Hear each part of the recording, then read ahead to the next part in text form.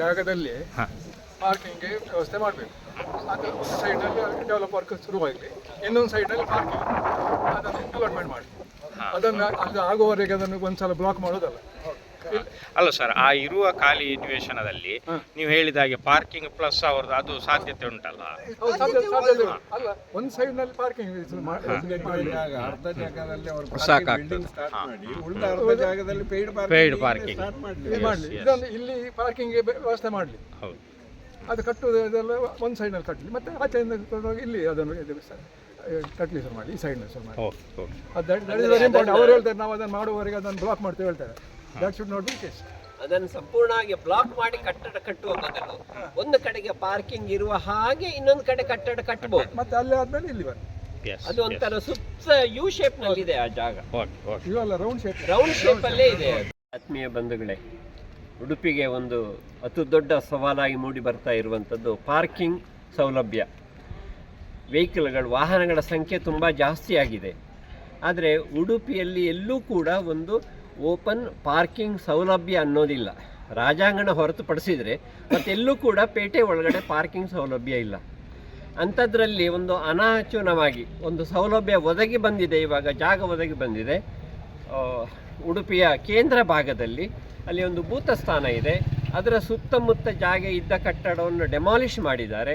ಸುಮಾರು 1 ಎಕರೆ ಜಾಗ, ಸುಮಾರು 10 ಕೋಟಿ ಬೆಲೆ ಬಾಳುವಂತಹ ಒಂದು ಜಾಗ ಅಲ್ಲಿ ಇದೆ. ಆ ಜಾಗವನ್ನು ಮಲ್ಟಿ ಲೇಯರ್ ಪಾರ್ಕಿಂಗ್ ಫೆಸಿಲಿಟಿಯನ್ನು ಡೆವಲಪ್ ಮಾಡಲಿಕ್ಕಾಗಿ ಮುನ್ಸಿಪಾಲಿಟಿ ಉಪಯೋಗ ಮಾಡಬೇಕು.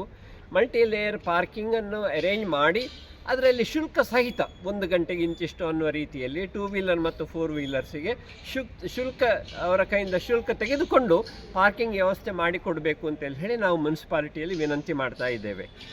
ಇದು ವಿನಂತಿ ಮಾತ್ರ ಅಲ್ಲ, ಒಂದು ರೀತಿಯ ಹಕ್ಕೊತ್ತಾಯ ಕೂಡ. ಯಾಕೆಂತಂದರೆ ನಾವು DC ಅವರಿಗೆ ಈವಾಗಲೇ ಈ ವಿಷಯದ ಬಗ್ಗೆ ಮನವಿಯನ್ನು ಕೊಟ್ಟಿದ್ದೇವೆ. ನಾನು ಈ ವಿಷಯದ ಬಗ್ಗೆ ಗಮನ ಹರಿಸ್ತೇನೆ ಅಂತ DC ಅವರು ಹೇಳಿದ್ದಾರೆ. ಆದ್ದರಿಂದ ಇದನ್ನು ಅತ್ಯಂತ ತೀವ್ರ ಗತಿಯಲ್ಲಿ ಒಂದು ಪ್ರಾಜೆಕ್ಟ್ ಆಗಿ ತೆಗೆದುಕೊಂಡು ಜನರಿಗೆ ಸೌಲಭ್ಯವನ್ನು ಒದಗಿಸಿಕೊಡಬೇಕು ಹೇಳೋದು ನಮ್ಮ ವಿನಂತಿ. ಅದೇ ಹೀಗೆ ನಮಗೆ ಇನ್ನೊಂದು ವಿಚಾರ ಕೇಳಿ ಬರ್ತಾ ಇದೆ. ಮುನ್ಸಿಪಾಲಿಟಿಯವರು ಆ ಜಾಗದಲ್ಲಿ ಕಟ್ಟಡ ಕಟ್ಟುವಾಗ ವಾಣಿಜ್ಯ ಉಪಯೋಗಕ್ಕಾಗಿ ಕಟ್ಟಡ ಕಟ್ತಾ ಇದ್ದಾರೆ ಅನ್ನುವ ಒಂದು ಸುಳಿವು ಬರ್ತಾ ಇದೆ ನಮಗೆ. ಆದರೆ ಅಲ್ಲಿ ಪುನಃ ವಾಣಿಜ್ಯಕ್ಕೆ ಬಾಡಿಗೆ ಕೊಡುವಂಥ ಕಟ್ಟಡ ಅಲ್ಲಿ ಬಂತು ಅಂತ ಹೇಳಿ ಆದರೆ ಆ ಕಟ್ಟಡದಿಂದಾಗಿ ಅಲ್ಲಿ ಬರುವಂಥ ವಾಹನಗಳ ದಟ್ಟಣೆ ಇನ್ನೂ ಜಾಸ್ತಿ ಆಗ್ತದೆ, ಅಲ್ಲಿ ಕಂಜೆಷನ್ ಆಗ್ತದೆ. ಆಮೇಲೆ ವೆಹಿಕಲ್ ಪಾರ್ಕಿಂಗ್ಗೆ ಇರುವಂಥ ಒಂದು ಸೌಲಭ್ಯದ ಜಾಗೆಯೂ ಕೂಡ ನಾವು ಕಳ್ಕೊಳ್ತೇವೆ, ಒಂದು ವಿಚಾರ. ಎರಡನೇದಾಗಿ ಮುನ್ಸಿಪಾಲಿಟಿ ಪೌರಾಡಳಿತ ಇರುವುದು ಸಾರ್ವಜನಿಕರಿಗೆ ಅನುಕೂಲ ಮಾಡಿಕೊಡುವುದಕ್ಕಾಗಿ ಅಷ್ಟೇ ಹೊರತು ಸಾರ್ವಜನಿಕರಿಗೆ ಅನುಕೂಲ ಮಾಡಿಕೊಡದೆ ಕಮರ್ಷಿಯಲ್ ಬಿಲ್ಡಿಂಗ್ ಮಾಡಿ ಲಾಭ ಮಾಡಲಿಕ್ಕೆ ಮುನ್ಸಿಪಾಲಿಟಿ ಇರೋದಲ್ಲ. ಅದು ಒಂದು ಸೇವಾ ಮನೋಭಾವದ ಸಂಸ್ಥೆ, ವಾಣಿಜ್ಯ ಸಂಸ್ಥೆ ಅಲ್ಲ, ಒಂದು ಕಂಪನಿ ಅಲ್ಲ. ಆದ್ದರಿಂದ ಸೇವೆಯನ್ನು ಗಮನದಲ್ಲಿಟ್ಟುಕೊಂಡು ಅಲ್ಲಿ ವಾಣಿಜ್ಯೇತರ ಕಟ್ಟಡವನ್ನು ಕಟ್ಟಿ ಸಾರ್ವಜನಿಕರಿಗೆ ಉಪಯೋಗ ಆಗುವ ಹಾಗೆ ಮಾಡಬೇಕು, ಪಾರ್ಕಿಂಗಿಗೆ ಉಪಯೋಗ ಆಗಿ ಮಾಡಬೇಕು ಅಂತೇಳಿ ನಾವು ವಿನಂತಿ ಮಾಡ್ತಾ ಇದ್ದೇವೆ. ಉಡುಪಿ ನಾಗರಿಕ ಕಲ್ಯಾಣ ವೇದಿಕೆಯ ಮೂಲಕದಿಂದ ನಾವು ವಿನಂತಿ ಮಾಡಿಕೊಳ್ತಾ ಇದ್ದೇವೆ. ತಮ್ಮ ಹೆಸರು?